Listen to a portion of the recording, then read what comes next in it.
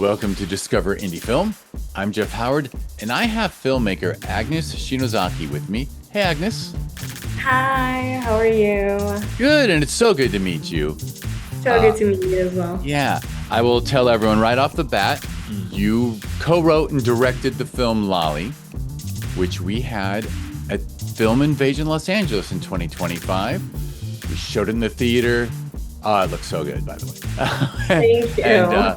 And you live in Brazil, that's why we're on Zoom. Yes. You're down in Brazil and you were not able to appear in person, which is totally understandable, which makes me so delighted to have you on the podcast so I can finally get to know you a little.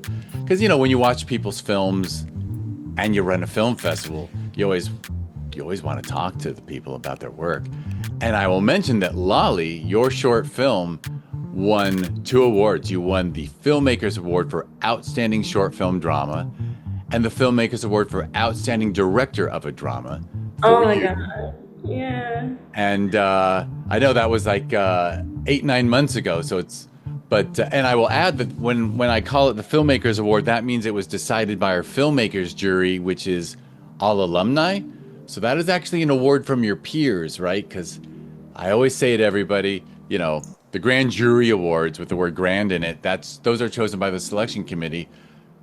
But we're biased and we watch all the submissions and this and that, and none of us are active filmmakers, whereas, well, some are. But whereas the Filmmakers Award, that Filmmakers Board, they are active filmmakers on the festival circuit. So wow, that's such an honor. I have goosebumps just hearing this.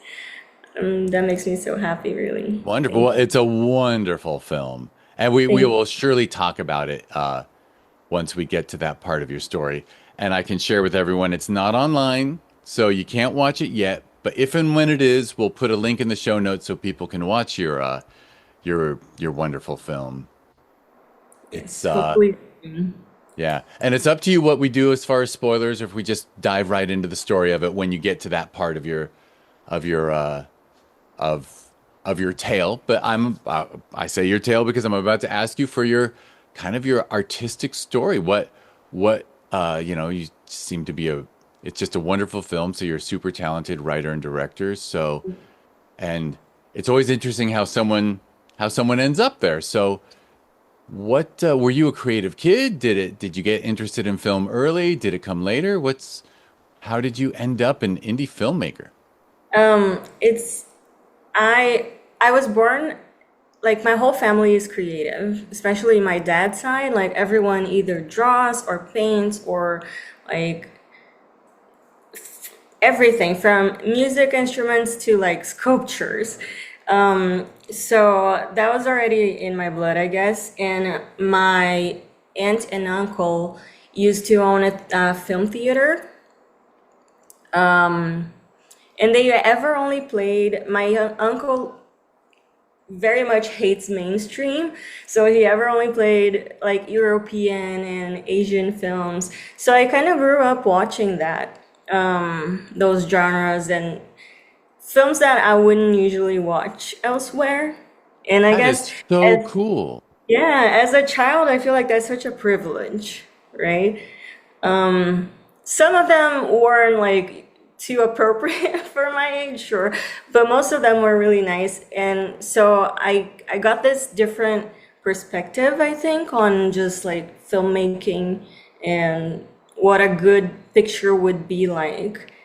So not only Hollywood, although today I do believe my style is more Hollywood, but yeah, that's how I grew up. I never really thought of myself as a filmmaker. I went into journalism for my bachelor's, and like midway through my bachelor's, I was like, journalism is not what I thought it was. Maybe I should try something more creative. And then I thought about documentary, but that was also like not creative enough. And I just went into filmmaking. And to be really honest with you, when I studied in Los Angeles at New York Film Academy. And before I got into that program, I did my master's there. I didn't even know 100% what a director did. I kind of just felt it. I was like, okay, filmmaking, maybe I feel it in my heart. And my parents believed me. I don't think I ever told them I didn't really know for sure what a director did, but I found out eventually, and it kind of just like, yeah, And, it was everything I expected and more. and am I right in thinking that as a young person, especially having a theater that presents cinema like that, creative, like non-mainstream cinema, like that must have in your heart and mind elevated the importance of movie making, right? Yeah. Like you were aware, even if you weren't sure what a director did, you knew that that cinema was important Yes, and that totally. people care about it. And I honestly, knew, caring about it makes a big difference, I think. yeah, I knew it, like the stories I knew, I can't tell you one at the top of my head right now, but like the stories I knew, the stories I watched, all had such important messages. And even like as a 10-year-old, I understood those messages, like obviously not to the depth that maybe they had, but I always saw it like that. It wasn't like something that I would just walk into and for laughs, which is totally fine as well. It's necessary as well, but like that's how I watched these these non-mainstream films growing up. Yeah, and you mentioned the journalism and things. I mean, so one thing I know about you is from your film. I mean, Lolly, besides being the kind of film that people watch and just it touches their hearts, but it is certainly a film about social justice. Yes. And clearly and so when I hear that you were interested in being a reporter, that sounds like it ties into the social justice thing. And then you just related that to really to narratives instead of, like you said, documentary would have been closer to reporting. And but you, and of course, every documentarian always says to me, we tell stories. But they if they do a really good job, they're completely true to the reality of their subject. Whereas so I guess I'm saying am I right in thinking that another thing that appealed about filmmaking was that you could apply your feelings and desire to make the world better through film? Totally. Yes. I believe in like I'm like I'm a very spiritual person. Like not religious, just spiritual in general. So I believe in like purpose and like having a life mission or whatever you want to call it. I feel like my calling is spreading stories that can make the world better a little bit, even if it's just one person, that's what I want to do. I feel like filmmaking nowadays, obviously not just film for theater, but TV and anything that's, in media, it has such a power to change everything. Everything, like literally, it's the most powerful thing in the world.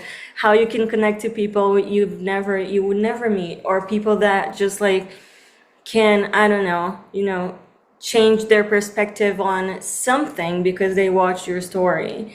And that's how I believe my stories are important. Oh, absolutely. And I mean, I think it's not a spoiler if I say if you, in relation to Lolly, but if you had made a documentary about government cuts to programs that aid adults with mental disabilities, that would be heart-wrenching and involving, and a lot fewer people would watch it. Yeah. And and even when it's odd because when you're touched by a documentary, even we human beings, I always say, like we grew up around a campfire for hundreds of thousands of years. We just shared stories at the end of every day, and and by telling the story you tell in Lolly, I think you drive the point home much more effectively, right, to an audience than Yeah, if you you just can catch. documented it. Yeah, when you watch a documentary, you're kind of expecting to learn something and to like get a message and a moral or something like that. And if you watch a narrative, a fictional story, you just you get caught. Like you don't even know what you're going into, and then yeah, like touches your heart Yeah, in a and different way. if you get swept into the story and then the story makes a wonderful point, you care so much more. Yes. Yeah. All right. So I have to add that, of course, I am a third generation Angelino. So really your film career began when you came to LA to go to NIFA. Yes. Naifa. NIFA. Okay. What'd you think of LA? What was it like coming Oh to my LA? God, no, it was everything I thought it would be. I loved it so much. I feel like I consider it my home in my heart. Like I love Brazil. I'm very much Brazilian, but I still like whenever I'm in LA, I just feel at peace. I don't know, like I'm in the right path, in my life. Right. And when you first started your master's, it was just instantaneous that it felt right? Yeah. Well, what was I believe New York Film Academy, like it's very hands-on. Like, did you start producing stuff right away? Yeah, totally. It was a 2-year program. The master's program, I believe, is the best one they have. So we had great instructors, and it was like from week one, we were already working with, I think it was the Super 16, and the exercises were always filming and always like on set, and it kind of just progressed. So first it was like a 30-second, you know uh oneer, and no lines, no sound, and it just progressed into longer films and more complex exercises. And And they yeah, started you with actual film, with six yeah, like loading film and having to yeah. not having sensors and everything that correct every problem. Yeah, so that's actually really smart of them, I think, to Yeah, I believe so. And what I love the most about it, just the whole program, was that they teach everything. So I do believe as a director I should know a little bit about all the areas so I can like give better direction, or even just like knowing what I want. So yeah, I feel very prepared after the program. wonderful. And I'll tell everyone that I feel sorry for everyone who can only hear our voices because we're on Zoom. So your adorable daughter just showed up again. So if it sounds like we're distracted, it's because there's a cute person in our virtual room. But yeah, so it's one of those programs where sometimes you're doing lighting, sometimes you're directing, sometimes you're writing, sometimes you're in the camera department, sometimes so Exactly. you got familiar with every department. But did you also well you had a writing background obviously. Did you jump into that pretty quickly too? Yeah, I mean, for all the exercises that we would do, like each person would have to do their own oneer, like with the Super 16. And we had the opportunity. Oh, she's asking me to show you that she made this for me. Oh, you made that necklace. Does it have your mom's does it have words on them? No, Oh, letters. I meant letters. it has random letters, but yeah. Oh, wonderful. You know, it's cute. This is a distraction, but life, my mother is now 85 and all she does is make necklaces like that and give them to Oh, everyone in the it's family. a It keeps circle. her mind, Yeah, right? It keeps her mind going to just put things on a string and then call it a necklace and give it to you. And oh my God, that's I have so so many sweet. now. Oh, so what was I I saying? was asking about the screenwriting part of it. Right. And So we always had to write our scripts for the exercises that we would do. I had a lot of difficulty in the beginning just because writing out 30-second story with no lines and like beginning, middle, and end is so hard. But also like, it's a good practice. You have to start small so you can go, anyone, not well, not anyone, but writing, I feel like writing a longer story is way easier than just, sending out a message in such short time. It's so hard. that's actually true because if you're trying, yeah, to tell a story so efficiently, yeah, it is a challenge. I know people always think, oh, it's got to be easy. By the way, it's really hard, obviously, to make a feature film. Don't Yeah. get me wrong. But to make a really very short feel like a complete story is a big challenge. Yeah, totally. Yeah.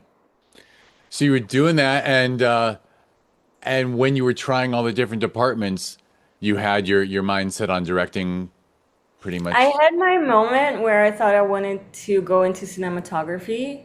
I almost changed programs because I love lighting and I love the camera, but still, like, I realized that great, I love lighting, I love the camera, but I still need to have that,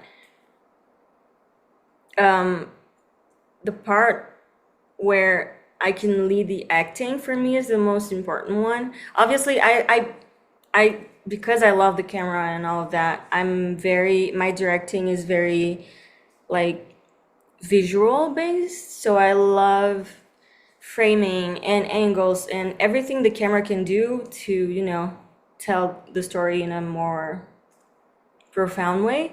But also, I need to have that creative part of interacting with the actors and just, you know, I think that's my favorite part, actually. Did you do any acting when you were younger, or not really? No, no, not anything like just I don't know, a few years in middle school or something. That's still And something, but yeah. I do want to go into acting and try it as an adult, but let's see. I don't Yeah. really have the time right now, but I really want to try it sometime. Well, I guess you're being insightful too, that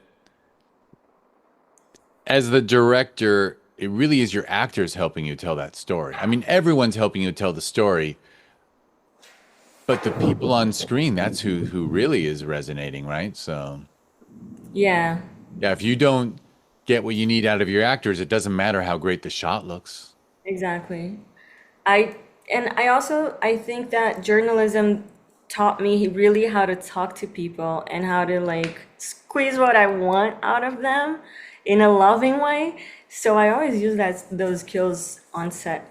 And it's been good. Actors like the way usually like the way that I talk to them, and I'm really grateful when an actor says they enjoy my work, enjoyed working with me.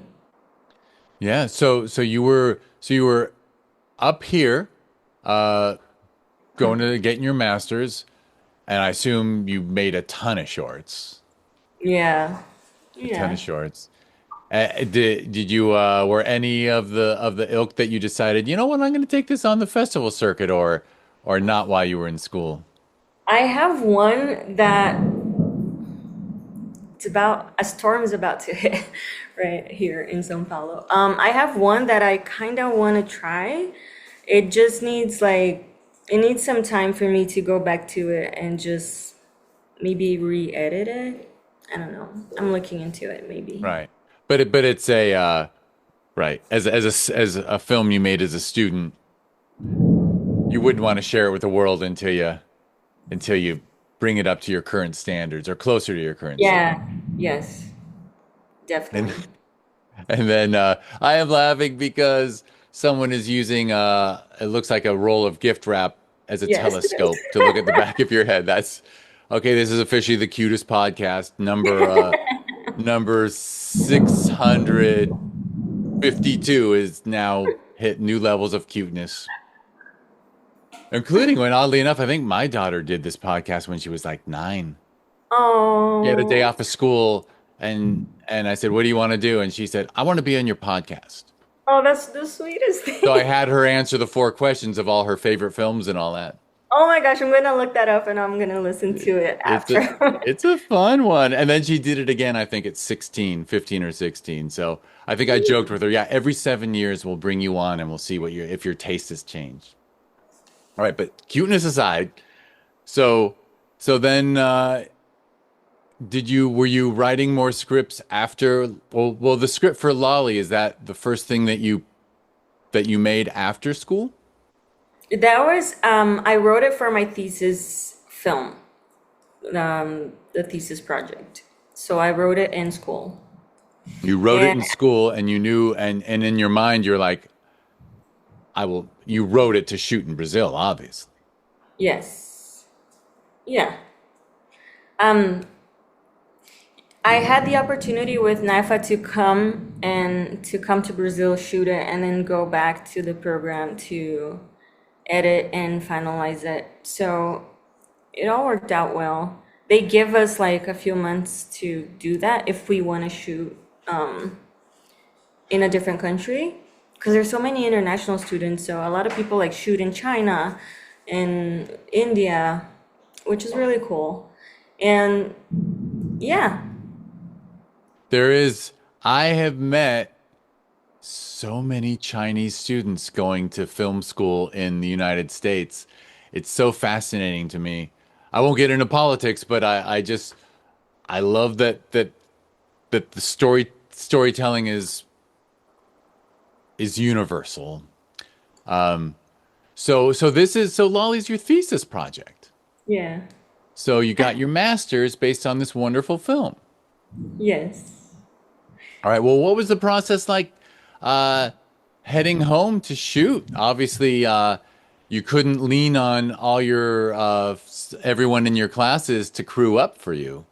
Yeah, lucky for me, I had a really close friend that at the time had a production company here in São Paulo. So she started out the process, me in Los Angeles, she was here, and we just like, you know, communicated. And once I got here, it was just to like, final calls for final callbacks for casting and location scouting. So pretty much everything was happening already. And I think I was here for a month. It was good. Excellent. So you came. So really, you came down and got it done in a month. Yeah. So right. So you had that crew and everyone. And I guess I should acknowledge. And I didn't ask you for pronunciation of his name, but you had a co-writer named David Barbeski. Yes. David is great. He was in school with me. I think he graduated before I did. And we did the whole circuit together. So he took the place of producer, and he traveled with me to two of the festivals that we attended in person. He's still in LA. So yeah, he was a great part of the whole process, not just the writing. Actually, I don't know if I met. I guess I should brag that Film Invasion Los Angeles was your LA premiere. Yeah. And Oh, was David able to attend? I think he did. I didn't get to meet him. Oh, here the writer Not was there. entirely sure. It was so many at the time of filming Film Invasion. We had so many going on at the same time. And I just kind of, he took that, like, he just took that off of my hands so I could, like, do my thing here. Since he's so much closer, also, like, it's just easier for him to do those things. Oh no, I Um, understand. I just here I was thinking that no one was able to be there in he might person. have been there, yeah. And then you just made me realize, oh wow, maybe the writer was there or the co-writer was there, and we didn't. I don't think we yanked him in front to do a Q and A by my memory. So maybe he was somewhere else. Maybe he was out of town that weekend. But Maybe. and obviously, yeah. So he was a year ahead of you in the program. So someone who could help you get the script exactly where you wanted it. Yeah. So you went down, and it was a month. How long did you shoot? Because it's actually, I mean, it's not the longest film, but it's about what, 18 minutes, and Yeah. it feels very featurey. Like it's a very complete story. Like in my mind's eye, because it's been a little while since I saw it. If you told me, "Oh yeah, there's a half-hour version that's even more complete," I'd be like, "Oh, I believe you," because that it just feels like such a movie. Thanks. Yeah, it was hard for me to condense that whole story because it was inspired by real people. So, like, how do you turn a story that really happened into a 15-minute film? And that's why I needed David's help so much with it. And, in the end, I thought it could be a proof of concept and maybe do the feature later. It didn't work out with the life rights with the people, but like fine. But yeah, I'm glad that it works the way it does. And you know what? Being 18 minutes was a challenge for me in the end because we didn't get programmed so many places because of the runtime. But yeah, it's But it's the right amount of time for the story. yeah. I wish it could have been shorter, but yeah, I think it's right. It's right for it. And and was it a quick shoot? Did you make it over a Oh, weekend or a few weekends or a week or it two? was it was I believe 4 or 5 days. It Wow, wasn't too that's pretty quick yeah. for and it just looks so good too. And I guess I should give some credit to your actors because your performances are just fantastic. Thank you. Yeah, they're great. Everyone asks if the old lady is really disabled, if she has, what does she have, and she's not. She's not. And she was so great that, it's really believable. I didn't want to make it, like a caricature. I wanted to be really respectful. That's actually pretty amazing. Is that Christian or Yeah, so I can't Christian pronounce it Natal in or English. Christiani, yes, yeah. Christiani. Well, I have to say I have a feeling, and I don't mean to make fun of our film festival's jury or any other juries. I think almost everyone who watches that film assumes you used an actual person with that condition. And I bet, I bet she would have won an acting award if if they hadn't assumed that. You know what I mean? Because it's an amazing performance. Oh, yeah. Thank you As so is much. as is your lead, who is also the emotional center of the film. Yeah, my lead, she was in a few Brazilian feature films that were in theaters this year. She was on a Netflix show as well. She's great. She's just really talented. That's wonderful to hear because I have to admit, there's something when you're watching films. Sometimes people just leap off the screen and you feel like I'm looking at a movie star. And some people are like, I'm looking at an actor. Like there's a difference. And I admit that your lead, Monique Yes. Hortolani, is looks feels like a star when you watch them. Yeah. Yeah, definitely. She's going places. She's really talented. How did the casting work? It was an agency, I believe, because that's one of the parts that my friend over here in São Paulo, started for me.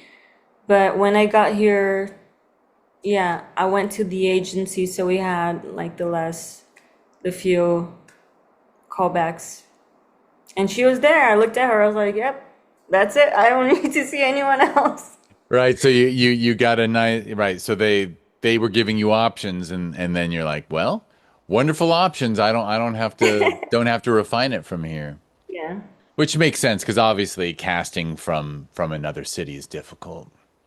yeah, definitely. Yeah. And then you shot it in 5 days. Wow, that's pretty quick. And then you returned to LA for post because it was your Yeah. master's thesis? Yeah, I took the drives and I flew back and did everything over there. And I guess well that was part of school then. That was Yeah, was that like a whole semester or something of it was post? yeah, whole semester, if not the whole year. No, yeah, whole semester. Was post and then you finished it. Yeah, well, what I showed for our thesis was like I want to say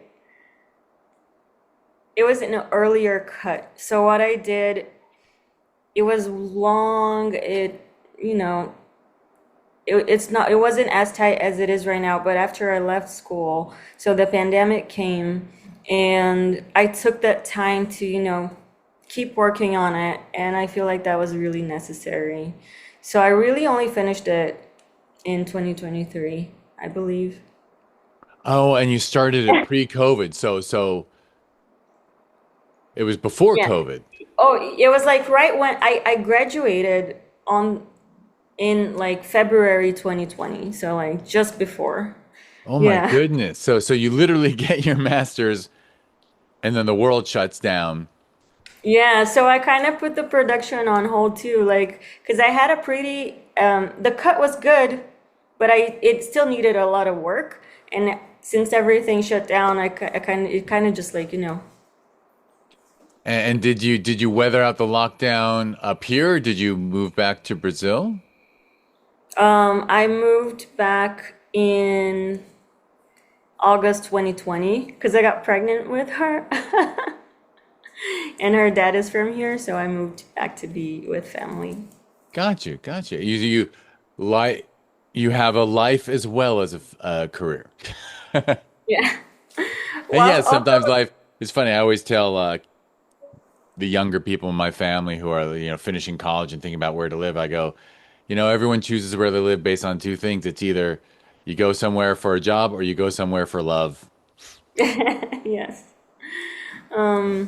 And it's also interesting because I was not a mother when I wrote and shot Lollie, and now I am. When I finalized it, I already was, and it just changed my perspective on my own film, That is so interesting because, yeah, Yeah, it is. It's certainly a maternal story. I yes. mean, because it shows shows a well, what is to me a young woman, uh, really getting quite protective of someone who needs protection and right. What is parenthood other than protection and guidance? Yes. Now I look at it, I'm like, wow, it's a film about motherhood. If you had asked me in 2020, I would not have said motherhood. I would have said, I don't even know, maybe like, you know, believing in your heart or something like that. And now for me, it's 100% motherhood. And because that just, motherhood is just so much. It's believing in your heart, sure. And also like so many other things. And I didn't know that before. Yeah, boy, you almost want me to. Well, fine, I'll give in and say that like it in a way it even shows that your film shows that if you bring the caring of motherhood and parenthood to your life, you'll make the world a better place Yeah. because you won't look at people who are in terrible situations or suffering and look at them and go, "That's your problem." Yeah, Yeah. it it's really about caring and nurturing and trying to make other people's lives better and Yeah. realizing that's the I do sometimes for a little while I was on a kick where I promoted kindness at the end of every podcast and said the secret is you got to realize that when you're kind to someone else, it actually benefits you maybe even more than them. Like, so I would joke, like, just be really selfish and be kind to everyone. Yeah, that's good. Yeah, I like it. But your film really does show that because certainly, I mean, we do get an idea of your lead character's home life, and it's good. But with Lolly in it, it's even better, I'm sure. Like she got huge benefits out of what she does in that film. Yes. Yeah. Um, All right. So what was it like during and after lockdown to on occasion have the time to work on this film? How did you make that decision that like, okay, now I'm locking picture? I don't think I ever made that decision. It just at some point David was like, "Okay, Agnes, we can't wait anymore. Like we gotta do this. If you just send it and it's gonna happen. It's a good film. It's gonna happen." I was like, "Okay, okay, let's do it."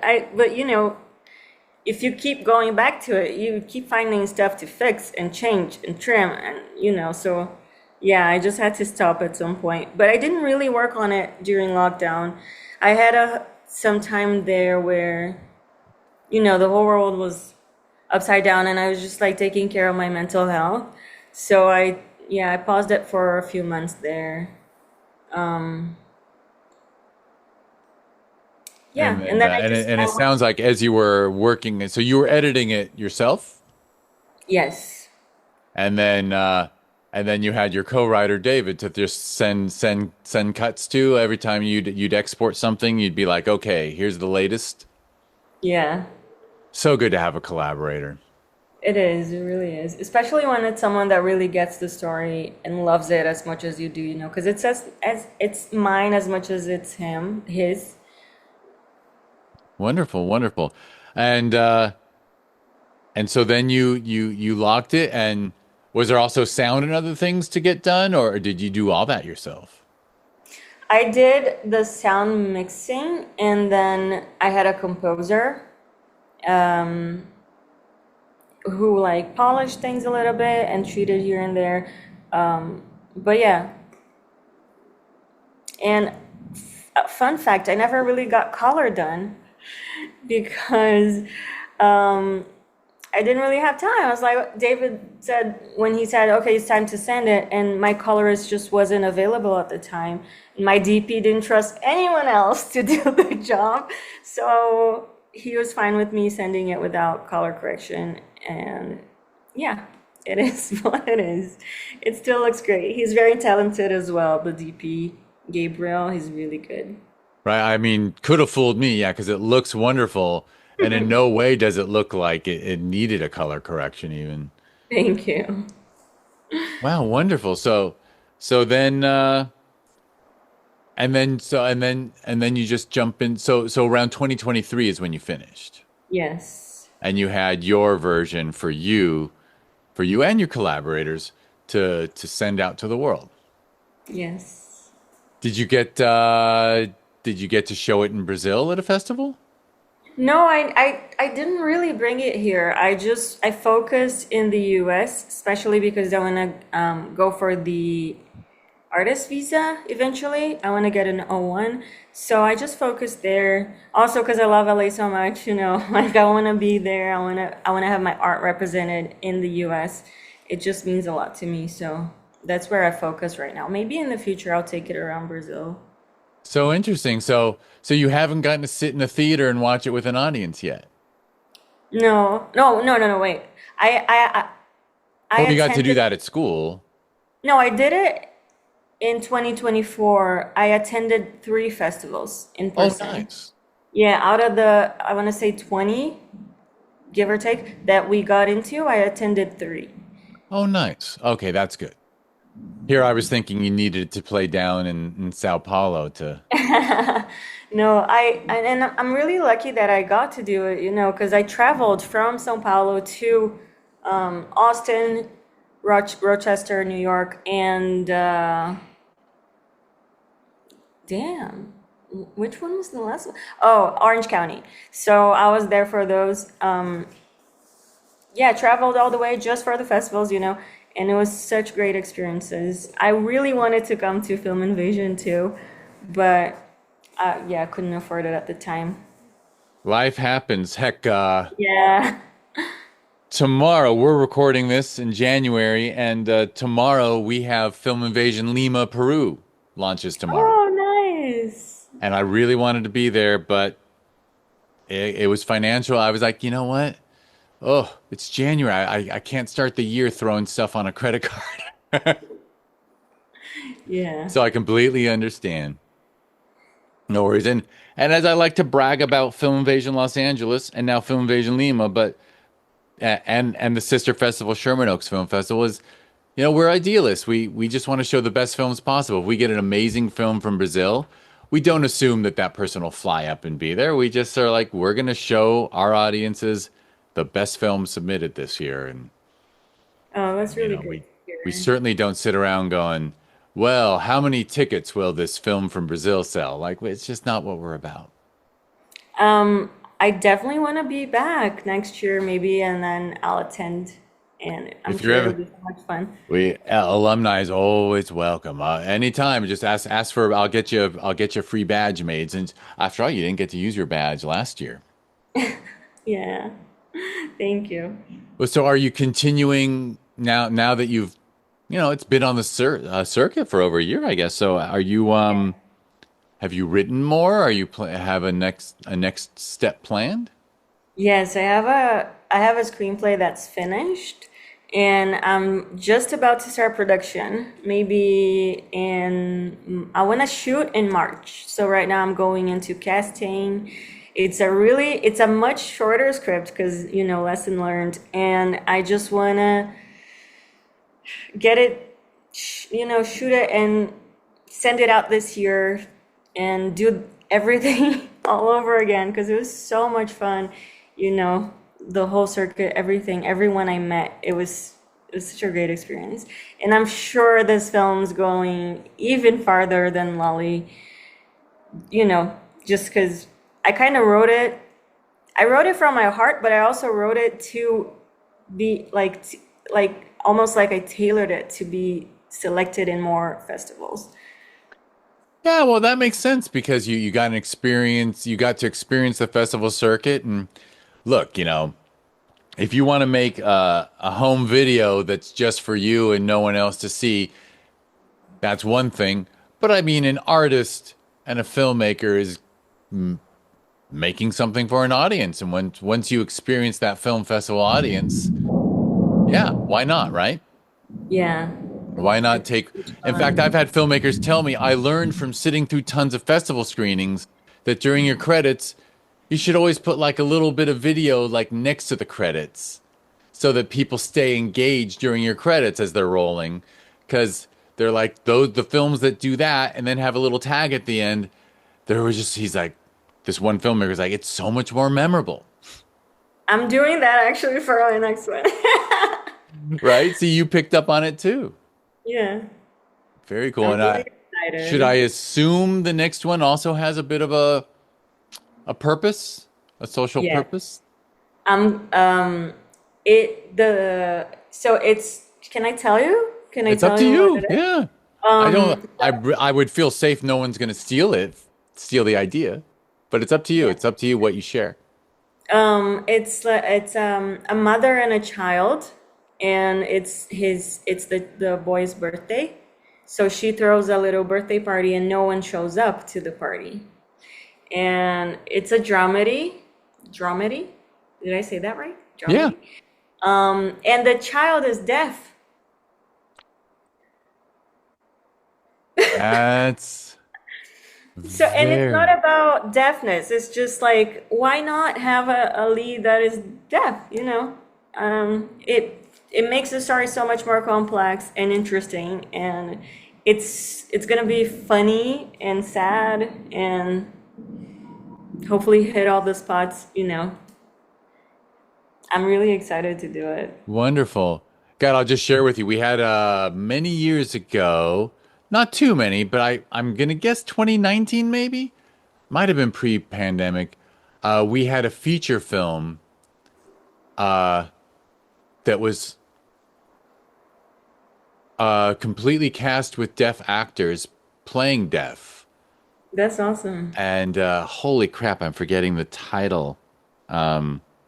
But it's like one word with an exclamation point. And of course, we showed the film. We showed the special version.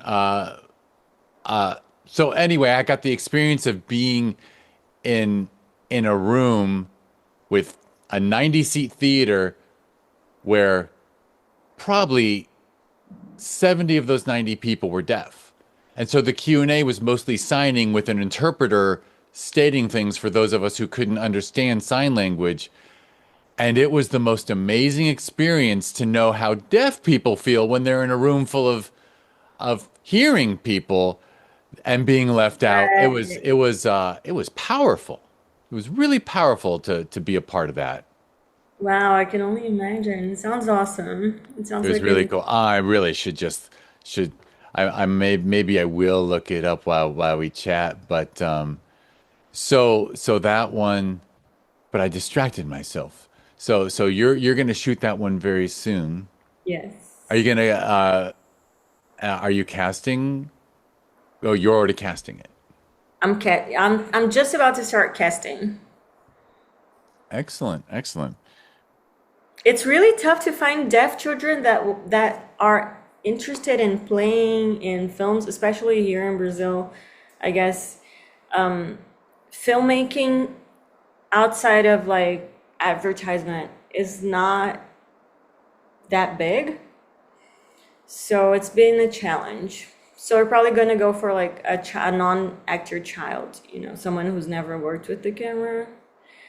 And it's a little nerve-wracking, but I'm really excited. Let's see how it goes. Wonderful. Yeah. Coincidentally, through 10 years of two festivals a year, I've met a lot of filmmakers from Brazil who relocate to LA. And they say a similar thing about the film industry in Brazil. Yeah. Although one person moved to London for their film career, which also kind of makes sense, I guess, because London's a pretty big cinema city. Oh, I love English, the filmmaking industry. The English actors is just amazing. I love them so much. Yeah, doesn't it feel like they're cheating? Like just having a British accent makes them seem Yes.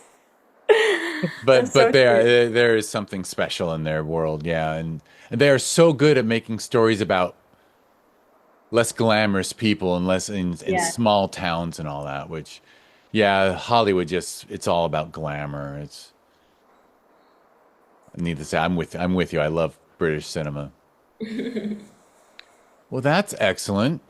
And you'll shoot it down there Yes. and you keep writing. And are you did you sort of mentioned there is no feature version of Lolly that you're brewing on, or you No, kind of hinted at it. no, I wanted to do it, but then like the real people, the owners of the story, already had a deal with someone else from a production company. So I believe the film is on its way to, you know, getting made sometime. I'm not Understood, sure right. when. Right. Which is really Fine. cool, good for them. I really hope the story gets made because it deserves it. Wonderful. Yeah. Excellent. All right. Well, anything else you want to add? Not really. I don't No, no know. pressure. We had a it was a fun chat. I we can progress because the podcast after this one, you're going to stay with me and we're going to record a second podcast where you answer those four questions. So I'll get to learn, and everyone listening will get to learn what your favorite films are. And Oh my gosh, I really hate those questions so much.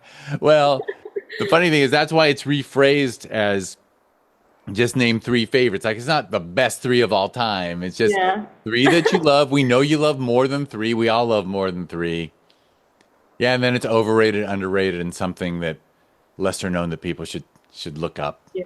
I feel like whenever I get asked that question, I feel like a journalist who works in sports and can never say like their team, the team they root for. Right, like yeah, like the reporters who say, "I'm not a member of any political party. I don't take sides." Yeah, exactly. I guess I'm going to be asking you to take sides in the next podcast. Let's do it.